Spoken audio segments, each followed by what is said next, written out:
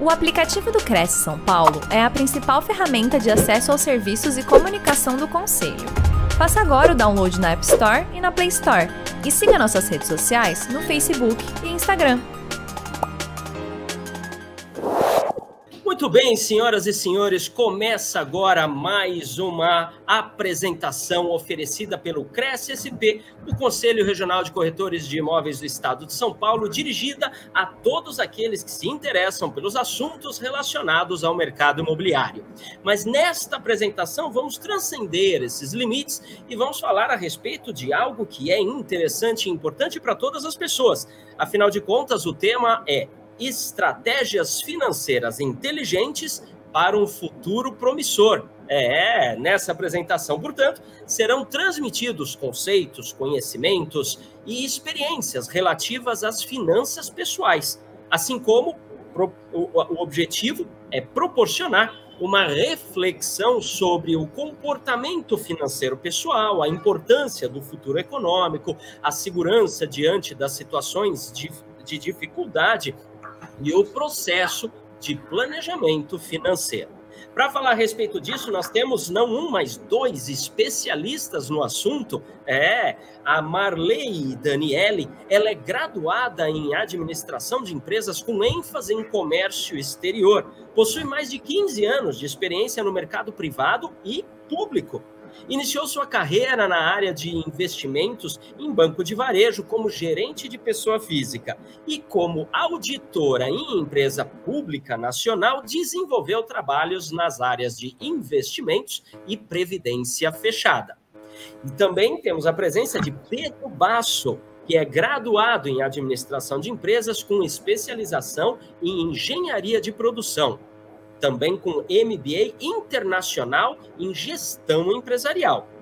Possui mais de 35 anos de experiência corporativa, sendo 27 anos em multinacional, onde desenvolveu sua carreira nas áreas de TI, engenharia de produtos, logística e supply chain. Então vamos aproveitar aqui a bagagem, o conteúdo, a vivência que eles trouxeram aqui para compartilhar conosco. Sejam bem-vindos, Marley e Pedro. Tudo bem com vocês? Tudo ótimo, Anderson. Boa tarde, Anderson. Tudo bem? Tudo ótimo. Maravilha. Então, olha só, estamos aqui ávidos pelas informações a respeito desse assunto polêmico, intrigante e interessante. Então, vamos lá. Boa apresentação. Eu volto lá no finalzinho para a gente fazer uma interação, colocar alguns questionamentos. Boa apresentação para vocês. Obrigado, Anderson. Ladies first. Olá, pessoal. Então, me apresentando um pouco, né? Meu nome é Marley, eu sou assessora de investimentos, sou sócia da WFlow Investimentos, né? Como o Anderson muito bem falou ali, acho que eu não tenho mais muita coisa a acrescentar, é isso mesmo. E hoje a gente está aqui para contribuir e para trocar um pouco de experiência nossa em relação a esse tema tão importante que é a educação financeira. Legal, Marley, obrigado. Obrigado. Agradeço as palavras do Anderson, a introdução. Estamos muito felizes pela oportunidade de compartilhar com esse público tão importante para o nosso segmento, para o nosso mercado, de imobiliário, e nós queremos hoje compartilhar um pouco de conhecimento e nos colocar à disposição para ajudar naquilo que a gente é especialista, tá? Então, a gente tem muito prazer, estamos muito felizes pela oportunidade. Quero agradecer aqui ao Cresce SP por essa oportunidade, né? E em especial na figura do seu presidente, José Augusto Viana Neto, tá? Então, a gente agradece muito. E nós vamos, então, iniciar a nossa apresentação. Temos bastante informação para compartilhar e a gente espera que seja bastante útil para vocês, tá bom? Bom, como já foi dito, o tema é estratégias financeiras inteligentes para um futuro promissor, tá? Então, hoje, basicamente, uma apresentação aqui que caiba dentro de 1 hora no máximo. A nossa apresentação costuma ser um pouco mais extensa, mas a gente trouxe o principal, o mais relevante para compartilhar com vocês hoje, né? Então, a gente já fez as nossas apresentações, vamos só apresentar a nossa empresa, né, o nosso escritório da WFlow. Vamos falar em seguida de algumas estatísticas e fatos que ajudam a justificar e nos fazer entender a importância de termos um planejamento financeiro. Aí nós vamos falar de perspectivas financeiras e, por fim, a nossa atuação enquanto assessores de investimento. Tudo bem? Legal. Então, começamos então com a apresentação da WFlow. Bom, então a WFlow, como a gente falou, é um escritório de assessoria de investimentos, de assessores de investimento. Nós temos hoje 5 unidades, sendo que a matriz ela está em São Paulo, e aí nós temos também filial em São José do Rio Preto, em Piracicaba, em Jundiaí e em Belo Horizonte. Nós temos 20 anos de mercado, nós atuamos com 50 assessores atualmente, né? E a nossa nota de satisfação, aquela nota que os clientes nos dão, os nossos 6 mil clientes, é superior a 90%, que demonstra como a gente está muito próximo àquilo que eles esperam e precisam. E hoje nós temos também em custódia, né, sobre nossa assessoria, 4 bilhões de reais, tanto nacional quanto internacionalmente. Nós também temos o selo de Great Place to Work, uma excelente empresa para se trabalhar, além de prêmios de melhores assessores, de renda, melhor escritório de renda fixa e renda variável. Então, nós estamos há um bom tempo no mercado e consolidados.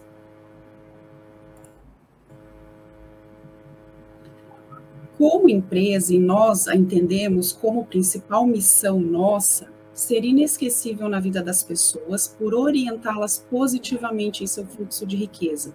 E a gente atua muito fortemente nessa missão de levar para as pessoas a nossa orientação e o nosso apoio no que é fluxo de riqueza para cada um, porque cada um tem um fluxo de riqueza diferente e a gente quer estar presente e ajudando e orientando em todas as necessidades do cliente.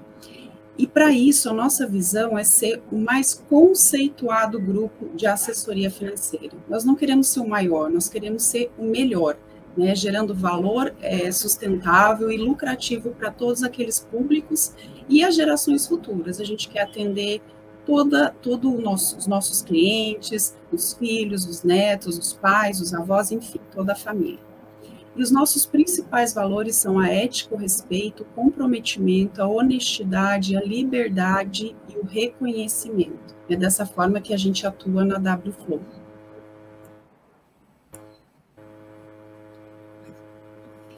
E esse QR Code, vocês podem utilizá-lo caso queiram essa apresentação, né? A gente pode enviar essa apresentação para vocês, é só preencher as informações por meio deste QR Code. Tem o link também aí, depois vai ser colocado no chat também, né, para ficar mais fácil, para se alguém tiver dificuldade ou não tiver condições de capital o QR Code. Mas é muito importante que a gente tenha o teu contato se você tiver interesse em receber cópia da apresentação, tá? Bom, então vamos falar de estatísticas e fatos, como eu disse lá atrás. Então nós vamos entender aqui como que o Mauro Halfand, que é um economista e um comentarista de economia, como que ele descreveu o ciclo de vida financeiro dos brasileiros, num dos livros que ele escreveu, que chama-se Como Administrar Melhor o Seu Dinheiro. É um livro bastante interessante para quem tiver interesse em entender, né, sobre investimentos, sobre planejamento financeiro. É um livro que tem uma leitura bastante suave, não usa uma linguagem complexa, economês. Então, o livro, para explicar o ciclo de vida financeira, ele utiliza-se desse gráfico aqui. Então, o que esse gráfico está nos mostrando? Né? Que nós, entre os 15 e 20 anos, é o período que, normalmente, nós, brasileiros, iniciamos no mercado de trabalho. É quando a gente tem o primeiro estágio, ou o primeiro emprego, e a gente inicia o ciclo ou o processo de ter salário, de ganhar dinheiro. Nessa época, a nossa capacidade de poupar, ela é bem pequena, talvez até nula, porque ainda a gente está com salário, normalmente, estatisticamente falando, o salário inicial, nós estamos ainda começando nossa carreira. Aí, continuando, dos 20 aos 35 anos de idade, nesse período aqui, é o período que a gente começa, né, a crescer dentro da empresa, a eventualmente deixar de ser um estagiário e ser efetivado como um empregado, né, e começa a ter uma renda advinda do salário maior. Mas também nessa fase da vida é o período que a gente também, estatisticamente, tem despesas maiores. É o período que você vai tá terminando a faculdade, fazendo uma especialização, um MBA. É o período em que, de repente, você resolve comprar um carro, resolve casar. Quem casa, quer casa. De repente, decide comprar a sua primeira casa própria, né? E quem casa, quer filho. Enfim, é um período que você começa a galgar dentro da empresa, aumentar a sua renda, mas as suas despesas crescem também de uma forma semelhante, de tal forma que te deixa ainda pouco recurso para poupar. Agora, de 35 a 40 anos, até os 60, 65 anos, é o período das nossas vidas profissionais que normalmente nós ganhamos mais dinheiro advindo do trabalho. Reconheço que hoje nós estamos falando aqui para um segmento, né, do mercado, né, o que nem todos são empregados. Boa parte de vocês, eu acredito que são empreendedores, que têm o seu próprio negócio, que trabalha talvez de forma autônoma, e talvez para vocês esse ciclo seja um pouco diferente, né? Mas aqui nós estamos falando da média da indústria, né? E então esse período aqui, e aí você percebe que quando vai chegando aqui próximo do final desse ciclo de vida, a reta começa a ir numa decrescente. Porque após os 60, 65 anos, é normalmente o período em que o brasileiro ele resolve se aposentar ou é aposentado compulsoriamente pela empresa. Principalmente as grandes empresas, quando chega nessa idade aqui do profissional, por melhor que ele seja e por mais que ele esteja contribuindo, existe um processo natural de renovação, né? Então, é normalmente o período em que a gente vai ser aposentado ou a gente decide se aposentar. E, com isso, a nossa geração de renda advinda do trabalho tende a cair, tá? Ou reduzir. Muitos dos brasileiros, infelizmente, não vão poder parar de trabalhar nunca, né? Porque, principalmente aqueles que não se planejarem para essa fase da vida aqui, né? Mas a mensagem final que eu quero deixar aqui é que aproveite esse período aqui, que é o que você ganha mais, porque aqui é o período da vida que você tem mais condições de contribuir para a criação do seu pé de meia, para a criação do seu futuro. Aquilo que vai te manter na última e mais interessante fase da nossa vida, que é a nossa aposentadoria, tá? Então, você ter um plano financeiro é você perpetuar a qualidade de vida que você criou ao longo desses anos todos aqui. Porque se você não tiver um planejamento financeiro que te ajude a sobreviver ou gerar renda complementar nessa fase aqui, você vai ter que abrir mão de qualidade de vida, de coisas que você conquistou, que você gosta de fazer e que, infelizmente, não vai dar mais, tá? Porque a renda não vai ser suficiente para isso. Legal. Continuando. Essa aqui é uma informação, não é brasileira, isso aqui é mundial, tá? E também é uma estatística, né, de uma empresa de seguro mundial. E ela é, assim, bastante preocupante, se me permitam dizer. O que essa estatística aqui mostra? Que a cada 100 pessoas no mundo,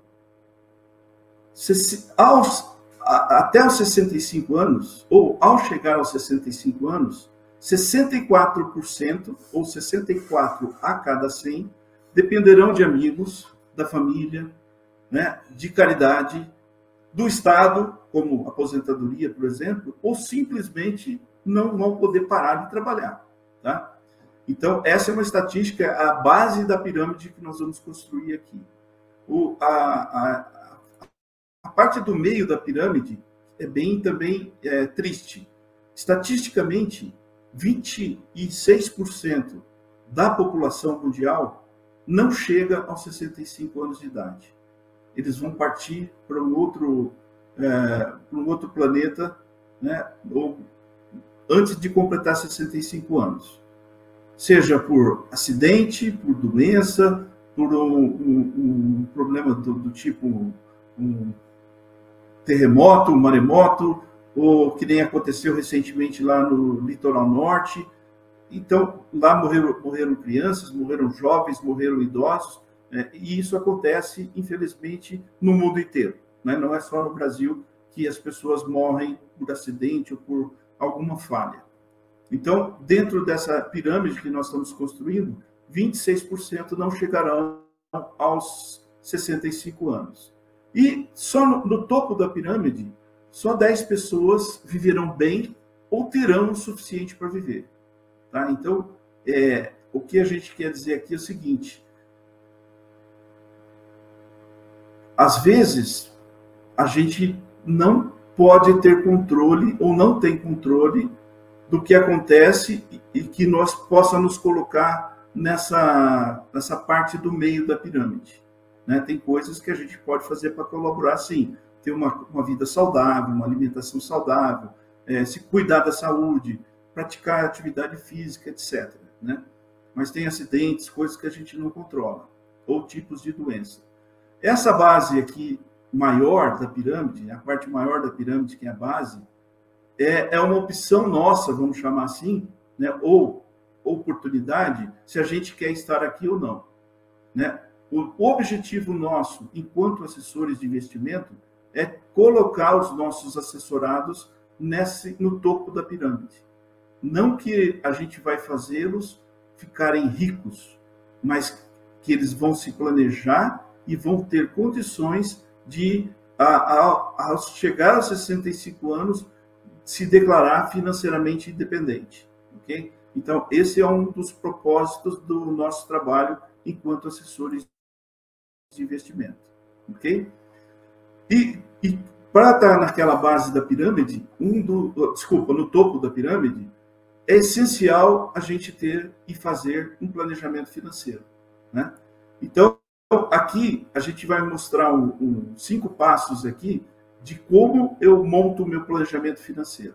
Então, o primeiro passo é sonhar. Eu posso sonhar com umas férias, eu posso sonhar com algum esporte ou hobby que eu quero praticar, eu posso sonhar com um carro novo, eu posso sonhar com a especialização, com a graduação dos meus filhos, enfim, uma viagem para a Europa, uma viagem para o exterior, ou não precisa ser necessariamente para a Europa e tudo mais. Sonhar não custa nada por enquanto.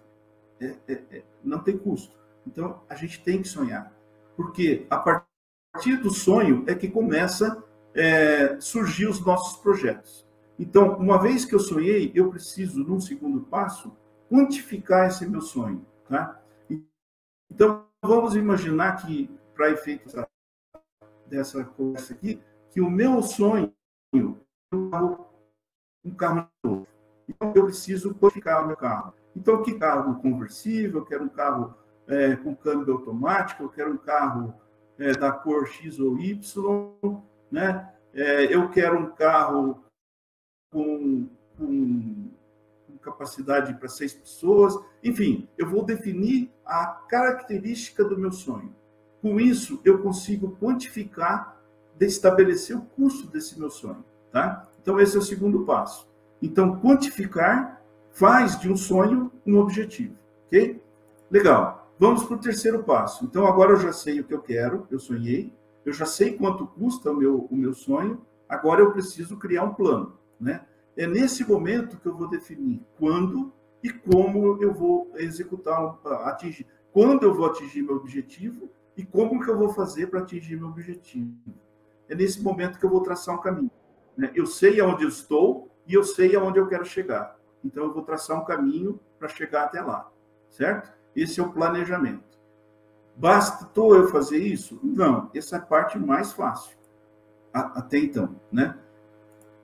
Aí, nenhum projeto, nenhum plano surte efeito ou produz resultado se a gente não colocar ação no projeto, se não colocar ação naquilo que a gente tem que fazer. Então, a gente precisa sonhar, quantificar, planejar e agir, tá? Principalmente nós brasileiros somos muito craques em procrastinação. Quantos de nós aqui, e eu me incluo nesse grupo, fez um plano de preciso emagrecer, segunda-feira eu vou começar a ir na academia. Aí chega a segunda-feira, puxa vida, acho que vai chover, vou deixar para amanhã. Aí chega na terça-feira, pô, hoje vai ter o paredão do Big Brother, vou ficar em casa porque eu não quero perder. Procrastino e não executo o plano. O meu projeto de emagrecer não vai se realizar nunca, porque eu não estou colocando ação no plano. Legal? Agora, coloquei ação no plano. A única certeza que nós vamos ter é que vai chegar um momento que nós vamos encontrar obstáculos, né? A coisa que a gente sabe é que nenhum plano, ou muito poucos planos, eles se concluem da forma com que ele foi inicialmente planejado. Obstáculos sempre aparecem no nosso caminho. E o que eu tenho que fazer com encontrar obstáculo? Parar e me sentir satisfeito e abandonar o meu sonho? Não, absolutamente não. Eu tenho que mudar de direção sempre que precisar, né? Então aqui eu vou relatar um exemplo pessoal meu e da minha família. No meio de 2019, a gente estava reunido, eu, minha esposa, meus 2 filhos e a minha nora e meu genro. E a gente decidiu que a gente iria fazer uma viagem para a Europa no verão europeu de 2020, que é no meio do ano. Né? Julho, agosto, por aí a gente queria fazer essa viagem.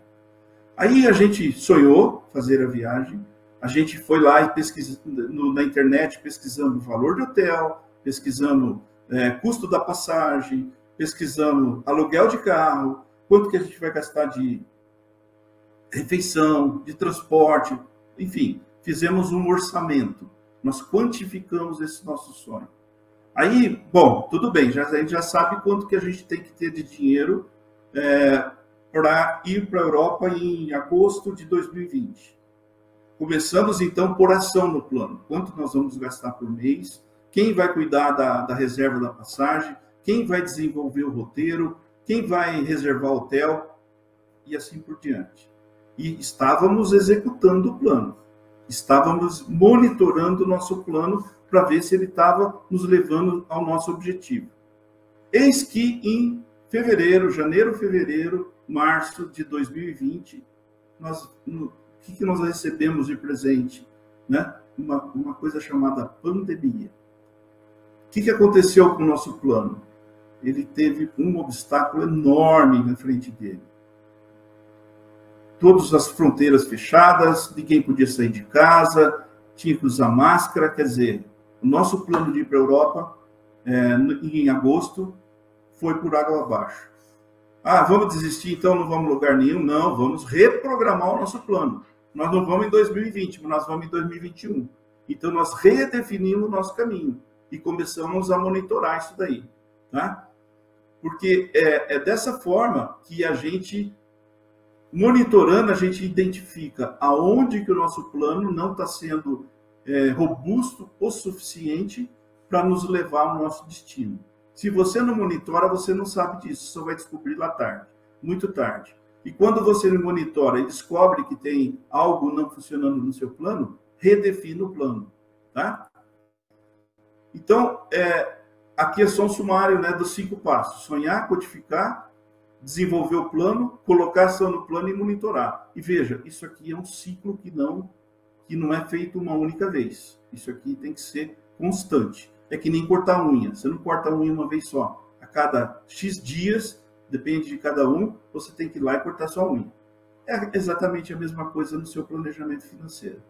Tudo bem? Espero que isso esteja fazendo sentido para vocês. Vamos caminhar aqui.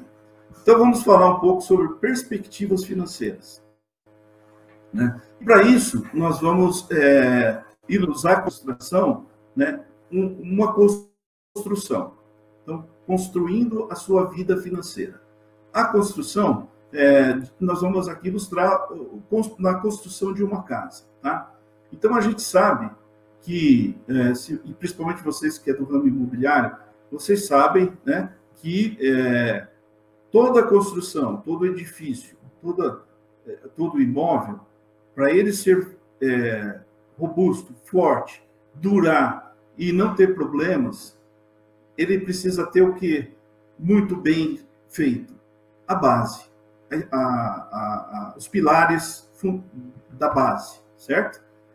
Então, para a vida financeira, né, a casa financeira não é diferente.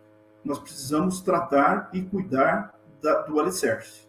Tá? Então, aqui, o que a gente escolheu como o primeiro alicerce importante da nossa casa financeira? É um fundo de reserva. Então, aqui, o que significa o fundo de reserva? É um montante de recurso, de dinheiro, que deve ser equivalente ao seu custo mensal e que seja de 6 a 12 vezes o seu custo mensal. Esse é o ideal que os especialistas recomendam. Tá? Então, por exemplo, vou fazer uma conta aqui. O custo mensal da sua família é R$5.000, né? Então, para construir o seu fundo de reserva, você deveria ter guardado, daqui um pouco nós vamos falar onde você guardaria esse dinheiro, o equivalente a 6 meses, que seria R$30.000, até 12 meses, que seria R$60.000, tá? No mínimo 6 e no máximo 12 a gente entende ser suficiente. Ah, por que esse período? Porque é um período que a gente entende que seja de uma duração suficiente para você poder colocar o trem no trilho de novo. Por exemplo, perdi o emprego, fui mandado embora, né? E eu tenho que procurar um novo emprego. Às vezes você consegue arrumar um novo emprego no dia seguinte. Às vezes demora alguns meses, né? Então, se nesse período que você não está gerando renda porque você perdeu o emprego, se você não tiver um fundo de reserva para te suportar e pagar as suas contas, você vai ter que começar a se endividar, eventualmente vender alguma coisa, pedir empréstimo, e aí, normalmente, quem dá empréstimo, tipo banco, e nem vamos falar aqui de agiota, mas um banco te cobra extremamente caro por esse empréstimo, tá? Então, se você não está preparado com o seu fundo de reserva, com esse primeiro alicerce da sua casa financeira, você vai ter problemas, tá? Pode ter problemas, né? Legal. Vamos para o segundo alicerce, que é proteção para a saúde, tá? É importantíssimo, principalmente muitos de vocês que eu imagino que são autônomos. É muito importante que você tenha um plano de saúde, um seguro saúde, porque você precisa de assistência médica. E isso a gente sempre está precisando, concorda? Então, se você não tem um plano de saúde, você tem que pagar pela assistência médica, você vai pagar aquilo que você tem de caixa, vai começar a usar o teu fundo de reserva e, eventualmente, esse fundo de reserva vai dar para alguns dias ou algumas semanas ou alguns poucos meses, dependendo da gravidade do caso, tá? Vamos imaginar aqui que você teve um acidente e você precisou ir para uma UTI. Se você tem um bom plano de saúde, ele vai te cobrir a UTI e a maioria dos exames. Agora, se você não tem um plano de saúde, você vai ter que arcar, porque você vai precisar de tratamento, você vai ter que arrumar dinheiro em algum lugar. Ou depender do SUS, que a gente sabe que não é a qualidade que o SUS tem de assistência, né? E nem sempre é tão prontamente disponível como a gravidade do caso pode requerer. Então, é importantíssimo ter o segundo pilar aqui, né? O segundo alicerce, que é a parte do alicerce, que é a proteção para a saúde. Legal. Qual que é o terceiro? É proteção da vida e invalidez. Aqui nós estamos falando de seguro de vida, né? E seguro para invalidez. Porque vamos imaginar no nosso exemplo aqui, você teve um acidente, você foi para o hospital, você foi tratado e pode ter duas saídas aqui, três. Uma, você ficou curado, legal, beleza. Segundo, você morreu. Opa, você morreu. E se você é um dos o principal ou o maior provedor de renda para sua família, e se você não tem um seguro de vida, o que vai acontecer com a sua família? Como que eles vão sobreviver? Como que a esposa, os filhos, aonde eles vão arrumar dinheiro para sobreviver? Se você tiver um plano de saúde, um seguro de vida, isso ajuda e muito, tá? E quanto antes você puder contratar, antes eu digo idade, quanto mais jovem, quanto mais saudável você estiver para contratar um seguro de vida, assim como um plano de saúde, melhor, porque ele vai custar mais barato do que você deixar para contratar isso lá na frente, quando você já tiver uma certa idade, já tiver, por exemplo, com alguma doença, tipo pressão alta, colesterol, coisas do tipo, tá? A terceira saída, ou hipótese aqui do nosso acidente, é que você não saiu curado, não morreu, mas ficou inválido. Então, veja, aí entra a proteção para invalidez. Você, além de não ter morrido, você vai ficar inválido e o teu custo vai subir bastante. Você vai precisar de tratamentos, você vai precisar de medicação, você vai precisar, eventualmente, de cuidadores, você vai precisar adaptar sua casa, adaptar seu carro, tudo isso custa dinheiro. Então, o seguro invalidez, ele é justamente para isso, para te suportar a partir do momento que você não pode mais gerar renda, tá? Bom, cuidei dos alicerces, tudo bem. Primeiro passo é cuidar dos alicerces. Isso aqui está feito? Está feito. Agora eu posso começar a subir paredes, né? E, então, o próximo passo significa o quê? Eu vou acumular dinheiro. Aqui, esses três pilares, eles vão consumir parte da sua renda, tá?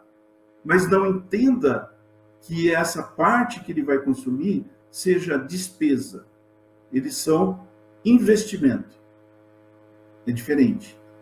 Então, você está investindo para ter um fundo, você está investindo para ter proteção da saúde e você está investindo para proteger a sua vida, a vida dos seus familiares, no caso de uma morte prematura ou uma invalidez permanente.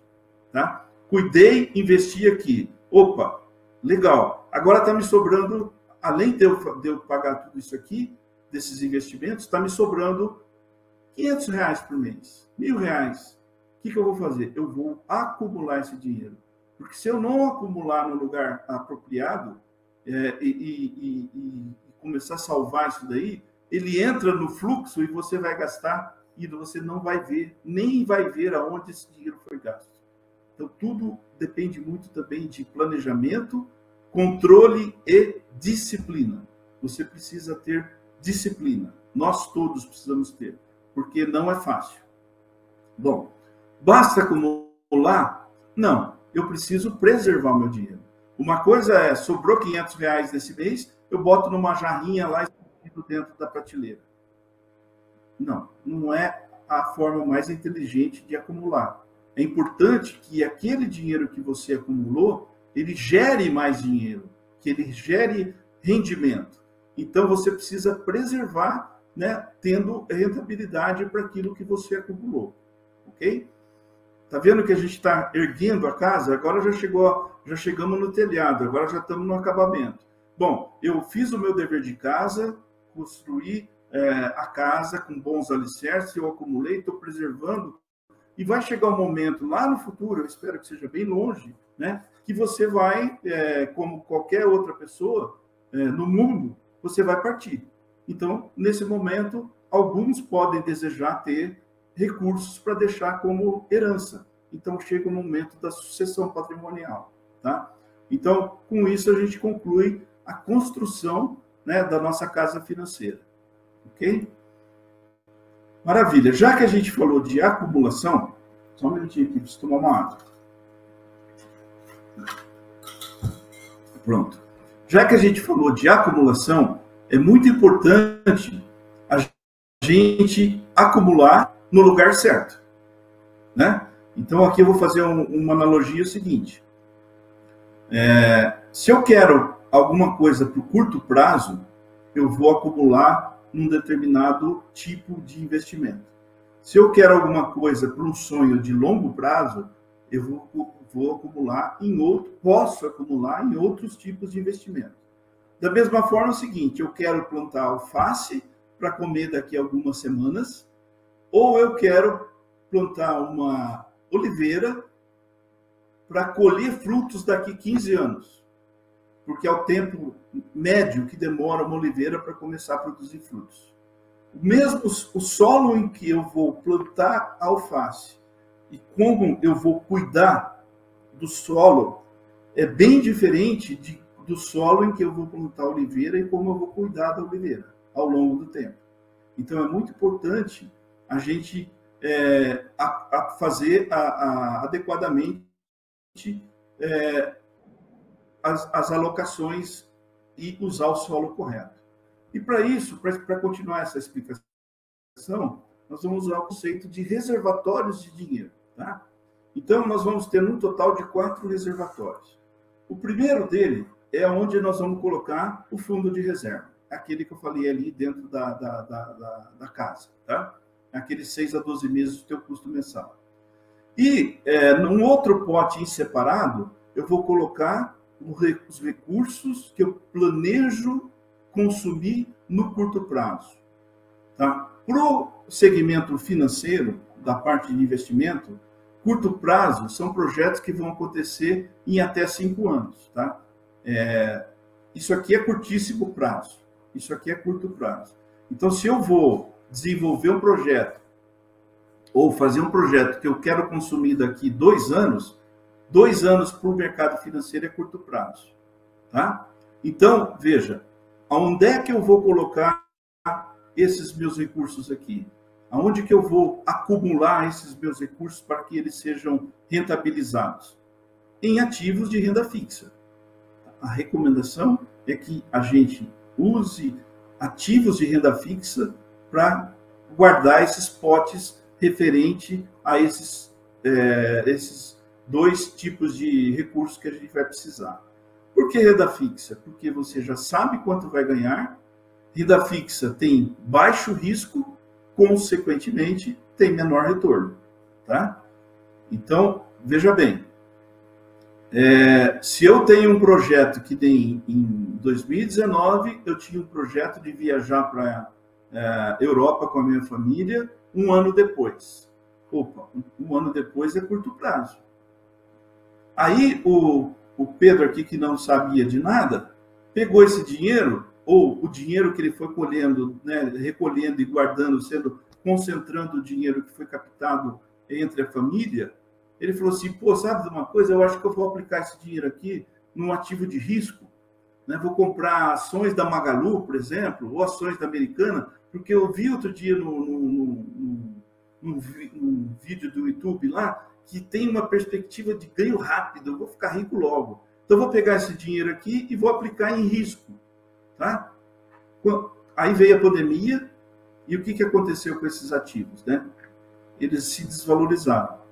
Então, como é que vocês acham que ficaria a situação do Pedro perante a família se não tivesse ocorrido a pandemia, né? E a gente fosse viajar, mas eu tinha aplicado o dinheiro no risco, eu chegar para a minha família e falar, olha, infelizmente não vai dar para a gente viajar mais, porque eu apliquei em ações e as ações caíram e o dinheiro sumiu. Nós vamos ter que esperar alguns anos para eu recuperar de volta, tá?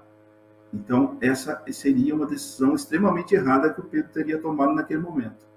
Então, o certo era o Pedro ter aplicado esse dinheiro em ativos de renda fixa, porque aí estava garantindo que, ao precisar do dinheiro 1 ano depois, o dinheiro estaria lá. Nesse momento, eu estou muito preocupado com juros, com retorno, com ganho. Não, eu estou mais preocupado com gerenciar o risco, segurança e liquidez. Tá? Ah, tudo bem, Pedro. O que são ativos de renda fixa? Aqui entra agora uma sopa de letrinhas, né? Alguns vocês conhecem, outros talvez não conheçam, mas aqui nós estamos falando de produtos bancários, tipo CDB, LCI, LCA, nós estamos falando de produtos de crédito privado, que é o CRI-CRA e o DI, CRI-CRA e Debenture, que é crédito privado, estou falando em poupança, estou falando em notas do Tesouro, estou falando em fundos de renda fixa. São aplicações que me dão garantia que o dia que eu precisar de dinheiro eu estou lá. Eu passaria aqui horas agora falando especificamente de cada um desses produtos, mas não é esse o objetivo nosso aqui hoje. O objetivo aqui hoje é simplesmente mostrar para vocês o que tem de disponível e quais são os produtos que você deveria escolher no momento de investir o teu dinheiro do fundo de reserva e de projetos de curto prazo. Então, vamos continuar aqui. Agora nós vamos falar, então, dos outros dois reservatórios, né, que são os ativos... Ah, desculpa, antes disso. Rapidamente aqui. Desses ativos que eu falei de renda fixa, né, então existem aqui 3 entidades para as quais eu posso investir o meu dinheiro, ou eu posso emprestar o meu dinheiro. Eu posso emprestar meu dinheiro para o banco, eu chego lá no Itaú, no Santander, no Bradesco, falo assim, ó, eu tenho aqui R$5.000, eu queria investir num ativo de renda fixa. Opa, e o que a gente vai falar para você? Ah, você pode investir no CDB, no LCI, no LCA. Tá? Legal. Tá aí a taxa e tal, tudo bem. Ou eu posso investir numa empresa. Né? As empresas, para elas poderem pagar dívidas, expandir, enfim, elas precisam de dinheiro. E elas, quando precisam de dinheiro, ela pode também, igual a gente, ir num banco, solicitar o dinheiro, ou ela pode ir no mercado e buscar investidores que queiram investir na empresa. Aqui eu não estou falando de ações, hein? Estou falando de renda fixa. Aí, quais são os mecanismos, os instrumentos que as empresas usam para buscar dinheiro dos investidores? Debênture e CRI e CRA. Tá? Ou eu posso investir emprestando meu dinheiro para o governo. Aí eu vou comprar títulos públicos, né, via Tesouro Direto. Tá? Desses 3 aqui, se tivermos uma quebradeira, qual desses 3 entidades aqui, dessas 3 entidades, vocês imaginam que vai quebrar primeiro? Tá? A resposta é essa mesmo, as empresas. Então, se eu estou emprestando dinheiro para a empresa e a empresa dentro do elo, é o elo que numa situação de crise é o elo fraco, eu certamente vou querer uma compensação maior pelo esse dinheiro que eu estou emprestando para essa empresa. Né? Então, ela vai me pagar uma remuneração maior do que os bancos me pagam. Porque o banco, né, além dele ser sólido também, tem um negócio chamado Fundo Garantidor de Crédito, que para esses 3 tipos de ativo, ele garante até 250 mil por CPF CNPJ. Então, se eu emprestar um dinheiro para o Banco X, até 250 mil, através de eu comprei um CDB, e esse banco quebrou, o FGC vai me recompensar e eu não vou ficar perdido. Por essa garantia, os bancos pagam menos do que as empresas. E o governo, por último, né, dentro da cadeia, seria o último a quebrar, né, porque o governo tem um negócio chamado maquininha de imprimir dinheiro. Então, se a situação está muito terrível, muito crítica para o governo, ele emite mais dinheiro. Tá? Isso vai gerar inflação, não vai ser bom para a economia, etc, etc, etc. Mas ele aqui é o último a quebrar. Então, se eu quero ter uma garantia total, eu empresto para o governo. Menor risco, menor retorno. Médio risco, retorno melhor. Um pouquinho mais de risco, ou um retorno maior. A expectativa de um retorno maior. Tá? Então, mas como que eu mitigo o risco de emprestar para empresas? Eu vou usar um negócio como parâmetro, um negócio que se chama rating. É um índice que mede a qualidade de pagamento das empresas. Tá? Então, aí tem o rating A, AA, AAA, esses são os top na cadeia dos ratings. toda empresa que tiver um rating desse nível aqui, ela oferece um risco muito, muito menor do que uma empresa que tem um rating D, por exemplo, ou C, tá? Tudo bem? Espero que vocês estejam entendendo. Infelizmente, a gente não pode interagir. Então, aqui, né, só para finalizar, nós temos, então, os ativos de renda variável, que eu falei há pouco, né? Até agora a gente estava falando de renda fixa. Agora, para os meus projetos de médio, né, que é de médio prazo, que são projetos que eu vou executar daqui de 5 a 15 anos, e para os projetos de longo prazo, que são mais de 15 anos, eu posso, dependendo do meu perfil, dependendo do meu apetite para correr risco, eu posso investir em ativos de renda variável. Isso aqui não é para todo mundo, tá? É muito importante entender o teu perfil, os teus objetivos. E o que são ativos de renda variável? Ações, fundos imobiliários que vocês conhecem, que inclusive gera aluguel mensal, né, isento de imposto de renda por enquanto, fundos multimercados e assim por diante, tá? Então, esses seriam os ativos de renda variável que a gente teria disponível no mercado para a gente investir os projetos de longo prazo. Então, vamos fazer aqui um outro exemplo do Pedro. Quando o Pedro tinha lá 40 anos, ele planejou que aos 60 anos ele queria se aposentar. Então, 40 a 60 são 20 anos. 20 anos é longo prazo. Então, lá quando o Pedro tinha 40, ele aplicou uma parte do dinheiro em ações, ele dividiu e diversificou aplicando em vários ativos. Importantíssima essa questão, essa palavra, diversificação. O que significa isso? Não colocar todos os ovos na mesma cesta. Eu coloco um pouco em ações, um pouco em fundo multimercado, um pouco em derivativos e futuro, que é um negócio bem mais sofisticado, um pouco em renda fixa, um pouco em CDB, enfim, eu diversifico, eu mitigo o meu risco. Mas isso quando eu tinha 40 anos, eu aloquei dentro da parte de renda variável, eu aloquei, por exemplo, 50% do meu patrimônio, tá? O tempo foi passando, né? Aí o Pedro está com 50 anos agora. Ele já está bem mais próximo do objetivo, né, que ele tinha lá de se aposentar aos 60. Então, aqui já é o momento em que precisa começar a reduzir o risco, né? Então, aí eu fui diminuindo a minha exposição em ações e colocando um pouco mais em fundos de ações, que tem um risco menor, uma volatilidade menor do que ações. Então, eu fui gradativamente diminuindo. Aí o Pedro chegou nos 58, 59.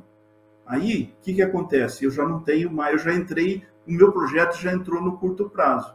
Então, eu tive que migrar todas essas minhas aplicações, ou a boa parcela das minhas aplicações que estavam em ativo de renda variável, né, de risco, para ativos conservadores. Por quê? Porque com 50, 60 anos, eu não tenho mais tempo para esperar um ciclo econômico completo se passar, né, de ter por exemplo, um novo Covid, ciclo de Covid no mundo, onde os rendimentos foram lá embaixo, muitas ações viraram pó, né? Eu não tenho mais tempo para esperar por isso, eu não posso mais perder dinheiro, eu não tenho tempo para recuperar de novo. É diferente de quando eu tinha 40 anos lá, que eu podia ter entrado numa crise, o mercado entrado numa crise, mas a gente sabe que as crises são, né, igual onda no mar, elas sobem e descem, né, mas elas sempre chegam na praia. Então, é isso que, assim que a gente entende. Tá?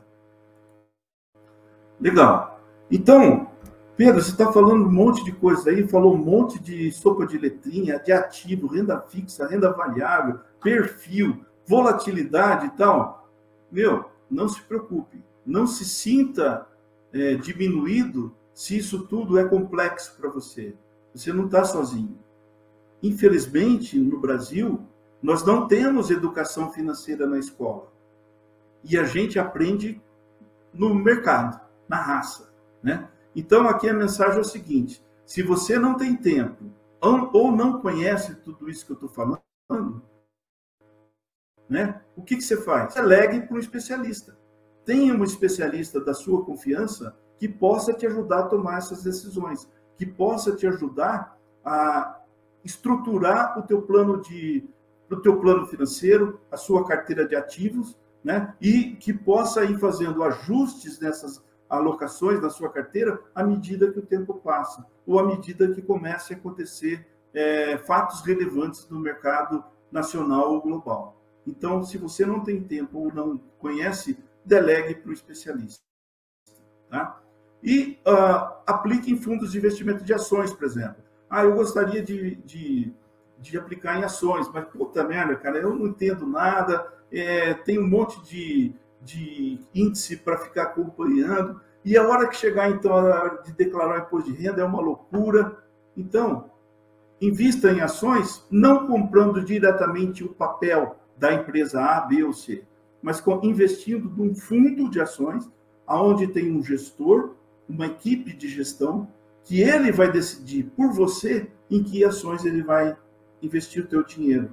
Ele vai decidir por você o momento de entrar, o momento de vender, o momento de reajustar e assim por diante. Então, não necessariamente a gente precisa ser especialistas, né, em tudo, porque existem formas simplificadas da gente estar no mercado de renda variável sem ser um expert em bolsa de valores.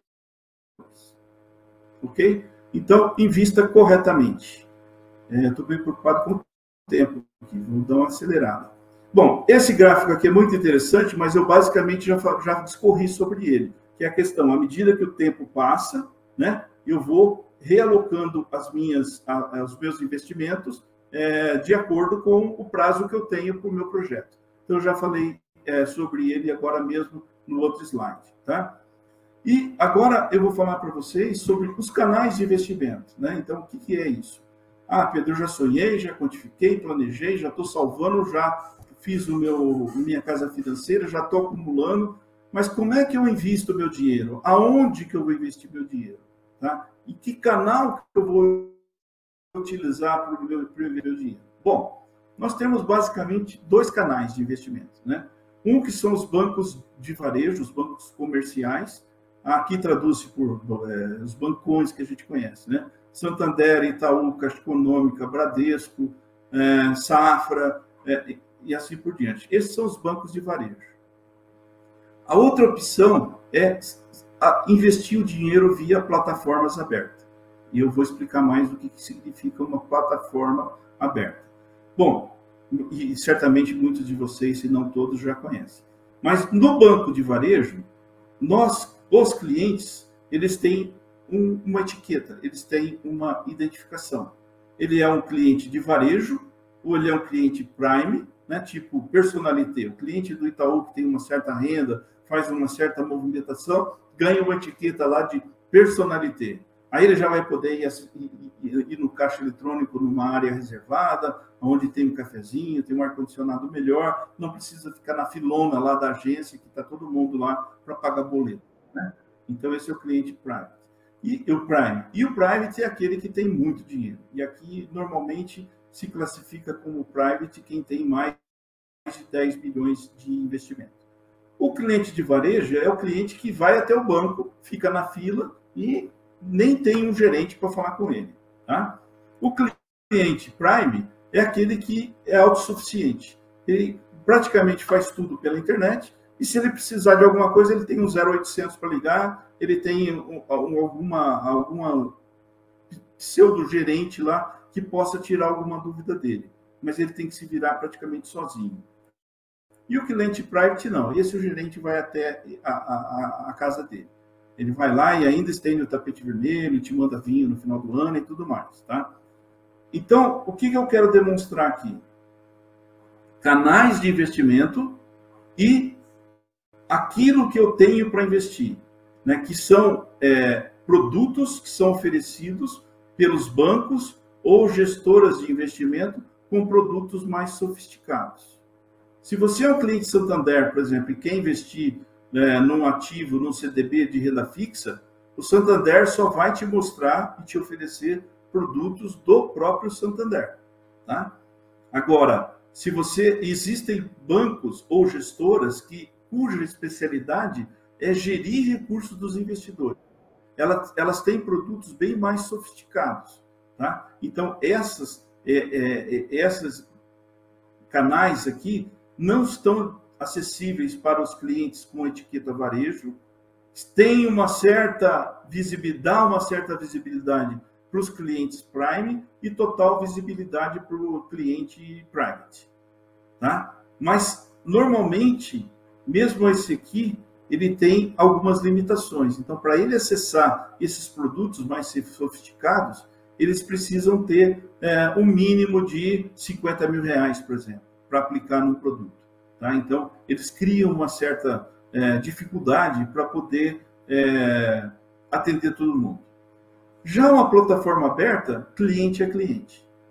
E o que exemplo de plataforma aberta? Aqui eu dei exemplo dos bancões. Aqui nós estamos falando da Genial, nós estamos falando da XP, nós estamos falando do BTG Pactual e assim por diante. Tem mais alguns aí, tá? Mas a maior de todos é a XP, o segundo o BTG Pactual e depois vem outras aí de tamanho bem menor, bem menos relevante em termos de tamanho. Então, clientes da plataforma aberta é cliente. E esses clientes, né, através de assessoria de corretores independentes, que são os assessores de investimento, né, eles têm acesso integral a esses produtos sofisticados. O catálogo que você tem acesso numa plataforma digital é um catálogo que nos bancos comerciais está disponível só para os clientes private, que precisam ter muito dinheiro. Ou para os clientes prime, mas só que para investir você vai precisar de 50 mil no mínimo. Aqui não, você consegue investir com 500 mil reais, 5 mil reais, tá bom? Então, falando um pouquinho dos canais de investimento.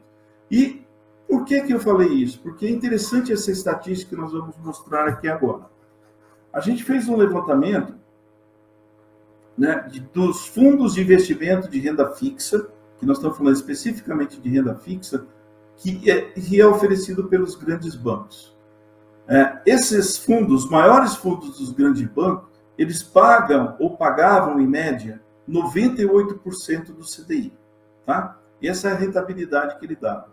E dentro dessa categoria aqui, existia no mercado como um todo 94 bilhões de reais investido em fundos, nesses poucos fundos de investimento dos grandes bancos. Aí a gente foi olhar nas corretoras, as plataformas abertas. A média de rentabilidade das corretoras abertas é 117% do CDI. Tá? Aqui, lembre-se, era 98%.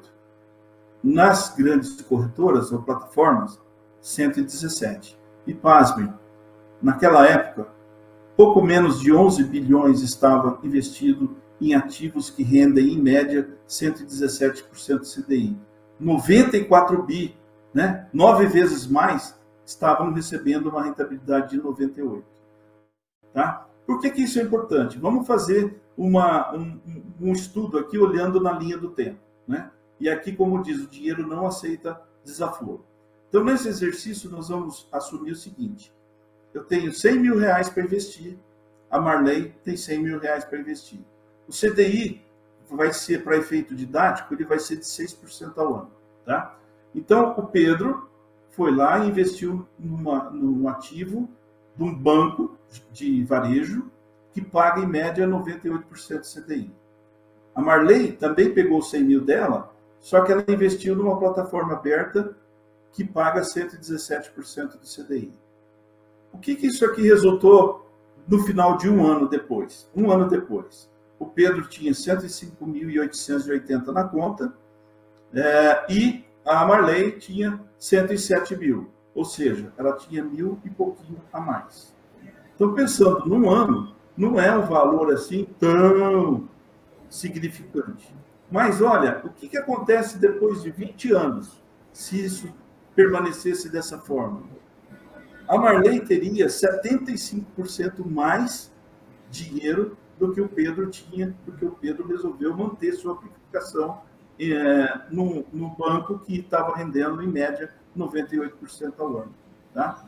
Então, essa é importante a gente entender. Embora a diferença de 98 para 117 não é tão significante assim, eu acho que é, mas podem pensar que não seja, se a gente analisar isso ao longo do tempo, né, ele dá um impacto muito significativo.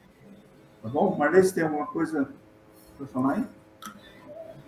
Não, é isso mesmo. A importância que tem você levar em consideração os investimentos, os melhores investimentos na hora de colocar o seu dinheiro, né? Perfeito. Tem que prestar muita atenção nisso. Faz toda a diferença lá na frente. Exatamente.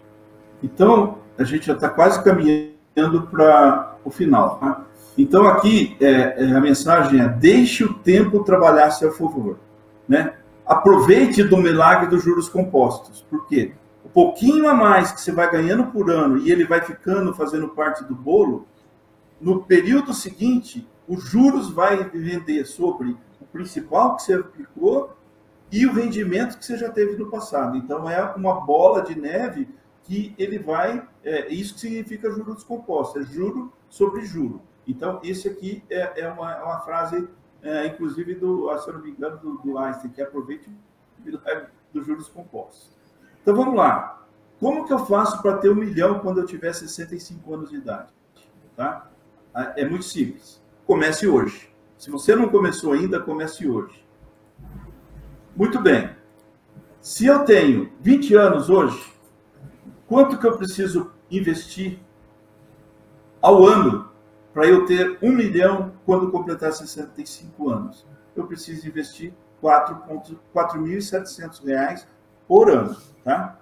Então, veja, ao longo do tempo, dos 20 aos 60, 40 anos, eu vou desembolsar, tirar dinheiro efetivamente do meu bolso, vou tirar R$212 mil.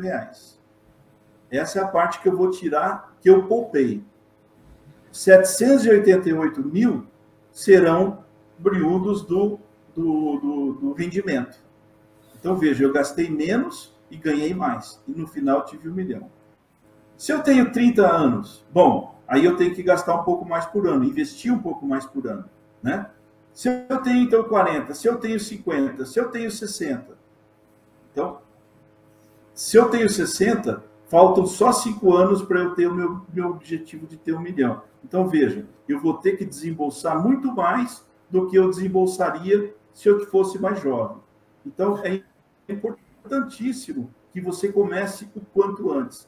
Dependendo da idade que você está, aqui dá uma ideia de quanto você precisaria investir para ter 1 milhão aos 65 anos. Tá? Um outro ponto também que eu vou passar rapidamente aqui é sobre previdência privada, que é a previdência complementar, né? Que é aquilo que a gente chama de PGBL, VGBL e tudo mais, que tem tabela progressiva e regressiva de tributação e tudo mais. Esse aqui também é um estudo que um assunto que a gente demoraria horas aqui, a gente levaria horas aqui conversando. Como eu disse, o objetivo hoje não é esse. Mas nós estamos abertos e disponíveis para falar com vocês de tudo que eu falei até agora e do que nós vamos falar ainda mais para frente, tá? Então, é importantíssimo que todo mundo tenha uma previdência complementar. Porque depender só do INSS não é uma solução ou uma ideia muito inteligente, né? Porque INSS, nós sabemos o que significa, né? Muitos vão falar Instituto Nacional de Previdência Social. Eu já falaria diferente. INSS, isso não será suficiente. Isso depender do INSS não vai te manter a qualidade de vida lá no futuro. Portanto, é imprescindível a gente pensar também na previdência privada. Tá? Então, aqui, voltando ao ciclo de vida, né, que é o período de ganhar dinheiro e viver aqui na última fase da nossa vida, né? Aqui é interessante o seguinte, ó, essa curva aqui é a curva vermelha, que é a renda do trabalho. Então, à medida que eu vou trabalhando, eu vou ganhando mais, vou diminuindo até zerar. A linha azul é a linha da poupança, né? Então, à medida que eu vou evoluindo, crescendo, eu vou começando a ter mais condições de poupar, seja na poupança, em investimentos, seja em moedas, seja em imóveis, seja em ações e qualquer outra fonte de renda. Você precisa investir. Esse é o ponto pacífico. Você precisa poupar. E sabendo rentabilizar, você vai ter, no futuro, essa linha mais grossa aqui, é a somatória das duas linhas. Veja que quando chegar aqui aos 60, 65, você vai ter renda de vinda do trabalho decrescendo, mas aquilo que você construiu ao longo do tempo em investimento vai começar e vai continuar crescendo, gerando renda, de tal forma que a somatória dos dois vai te permitir manter a qualidade de vida, o padrão de vida, após um período produtivo de renda. Tudo bem? Muito bem. Então, agora, tenho certeza que vocês estão cansados de me ouvir. Eu fui muito rápido aqui, porque a gente tinha muito conteúdo para compartilhar. Já estouramos o tempo. O Anderson vai puxar nossa orelha, mas eu espero que tenha sido de proveito para vocês, tá? Agora, eu vou deixar a Marley falar um pouquinho como é a nossa atuação enquanto assessores de investimento. Então, tudo isso que o Pedro falou ali, né, e vem de encontro com que a gente ajuda, né, os clientes com a nossa função de assessor, e aquela parte de você não sabe como fazer, delegue, né, porque delegando você vai ter uma eficiência maior. Então, nós como assessores, a gente até usa uma analogia que nós somos médicos da saúde financeira do cliente. Por quê? Porque muito próximo ao que o médico faz, a gente faz também, que é uma análise do que o cliente tem e necessita, espera, e sonhos e objetivos.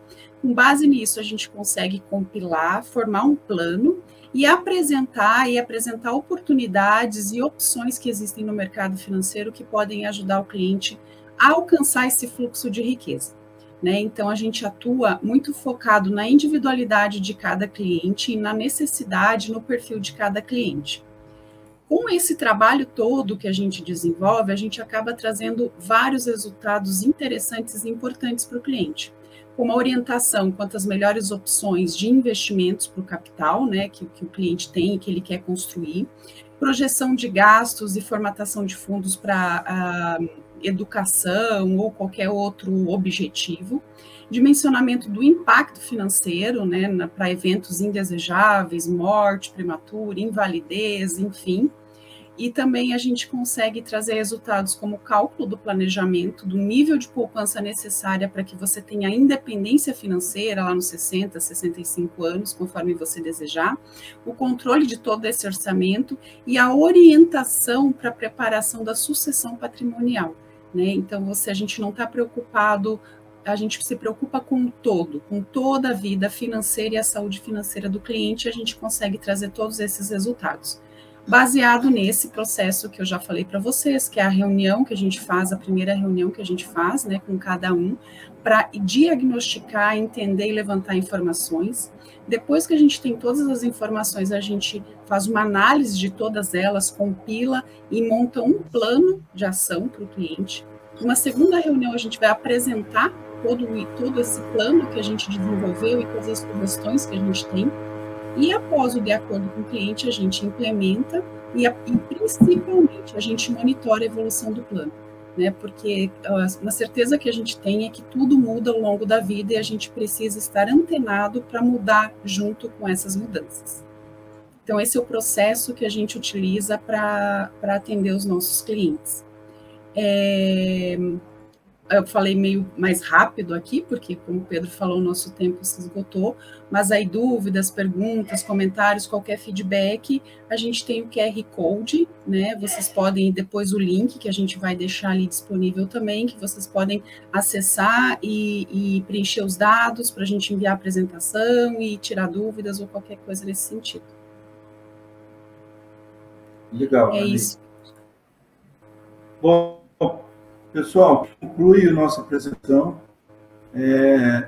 Desculpa se eu falei muito rápido, que realmente a gente estava estouramos o tempo, mas o objetivo aqui foi tentar passar para vocês o máximo possível de informação, né, para que vocês possam pelo menos começar a refletir da necessidade de pensar no seu planejamento financeiro. Tá bom? Anderson. Fantástico. Bola tá contigo, meu amigo. Olha, quanto conteúdo, hein? Nossa, você fez uma aula aqui de planejamento financeiro, né? De educação financeira em 1 hora. Isso aqui foi um poder de síntese fenomenal. Né? Fantástico. Olha, eu vou falar aqui para quem nos acompanha, você que está assistindo aqui a apresentação, pegou essa apresentação no nosso acervo, vale a pena voltar no início, rever, fazer algumas anotações. Quer ter uma cópia dela? Manda, entre em contato com o Pedro, com a Marley, eles deixaram um QR Code aqui, mas vale a pena também dar um oi no WhatsApp, ele manda informações novamente. Tá aqui, ó, para falar com a Marley diretamente no WhatsApp, dá um oi e assim que ela tiver disponibilidade, ela já te responde. É no 11 98389 4621. É 11 98389 4621. Segue ela lá no Instagram, @marley.investimentos, e entra lá no site no www.wflowinvest.com.br. Pede a apresentação, ela manda para você também, fala mais a respeito de como que também é a atividade deles. Fenomenal, hein, esse trabalho. Pedro, você levantou a mão aí, tem um detalhe aí? Não. É que eu ia comentar que, por exemplo, o DDD da Marley é de São Paulo, eu estou em Piracicaba, né? Mas a gente atende, assessora pessoas do Brasil inteiro, inclusive do exterior. Temos muitos clientes no exterior também, tá? Então, a localização, porque esse vídeo vai ter uma divulgação nacional, ou até, você comentou que até talvez internacional. Então, a gente está disponível e apto a atender vocês remotamente ou presencialmente, independente da localização que você esteja. Fantástico mesmo, porque a gente consegue planilhar alguma coisa e conversar com as pessoas pelo vídeo, tá ótimo, né? Então, quem quiser aí entrar em contato com o Pedro e com a Marley, fica aí estas informações. Vale a pena rever esse vídeo. Gente, nós estamos aqui com o nosso tempo bem adiantado. Se tivéssemos mais tempo, gostaria de ficar conversando aqui com vocês por bem mais tempo, porque o assunto frutifica, né? Enfim, é bem interessante. Mas eu quero aqui agradecer. Aliás, primeiramente, eu quero parabenizar você que nos acompanha, porque você abriu aqui esse vídeo, você pegou aqui essa informação, você está buscando algo para ser melhor, para fazer aqui uma organização financeira. Então, parabéns por estar buscando melhoria na sua vida. Só por isso você já está de parabéns. Quero aqui agradecer por demais a Marley e o Pedro pela disponibilidade, pela disposição, por esse desprendimento, esse despojamento de compartilhar essas informações tão importantes de forma voluntária, gratuita aqui na TV Cresce. Então, muito obrigado, quero estender os nossos mais profundos agradecimentos de toda a diretoria do Cresce, em nome do nosso presidente José Augusto Viana Neto, pela disponibilidade, pela brilhante apresentação que vocês deram aqui para a gente. Tá? Então, realmente, muito obrigado. Para a gente encerrar, portanto, esta apresentação com chave de ouro, eu vou deixar aqui o meu abraço virtual para todos, e eu quero, então, que cada um de vocês deixe a sua mensagem final para quem nos acompanha. Marley, você primeiro. Obrigada. Eu quero agradecer aí a disponibilidade da TV Cresce, o Anderson, a Carol, todo mundo muito gentil, atencioso, muito obrigado. A gente se coloca à disposição, né, do que precisarem também, estamos à disposição. E eu vou encerrar com uma frase que eu gosto muito, que é um provérbio africano, que eu acho que tem tudo a ver, principalmente no mundo de hoje, né, que é: se você quiser ir rápido, vá sozinho, mas se você quiser ir longe, vá em grupo. É isso. Desejo sucesso a todos. Legal. Boa, fantástico, Marley. E a minha mensagem final é o seguinte: viva o presente. A gente tem que viver o presente. Mas não deixe de planejar o futuro, porque está logo ali.